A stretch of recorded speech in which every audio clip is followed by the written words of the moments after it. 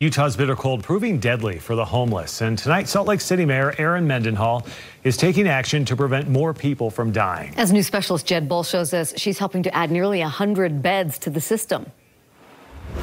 Deanie, as we headed into the winter, the state worked with several cities to come up with 340 overflow beds for overflow shelters.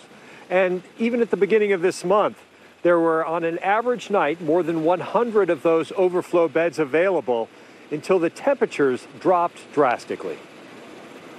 The overflow needs of this year demonstrate that we still need additional emergency shelter in the state's system. When temperatures plummeted, homeless individuals headed to the Salt Lake County Homeless Resource Centers.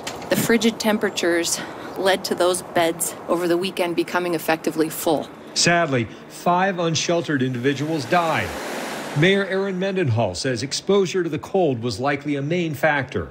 And my heart goes out to everyone who knew and loved and worked to serve the unsheltered individuals who've passed away in just the few days here in Salt Lake City. To avoid similar tragedies, an emergency order authorizes the Geraldine E. King and Gail Miller Resource Centers to add an additional 25 beds each. Right now, our resource centers have been running at capacity pretty much all year round.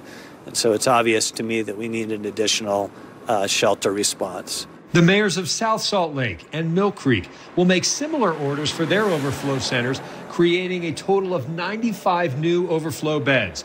The state homeless services coordinator says they had more overflow beds available earlier than ever before and thought they had a good plan. That confidence has been shattered over the last week with the amount of people that are accessing shelter, even though we've provided more beds than we ever have. The new beds won't be available immediately because staffing remains an issue. We are not done, but today we're taking some bold action because we're doing it together. The mayor points out that this emergency housing is only a temporary fix for the roots of the problem, which includes affordability in our community. The city and Salt Lake County, however, have made investments that will create 400 new housing units early this spring.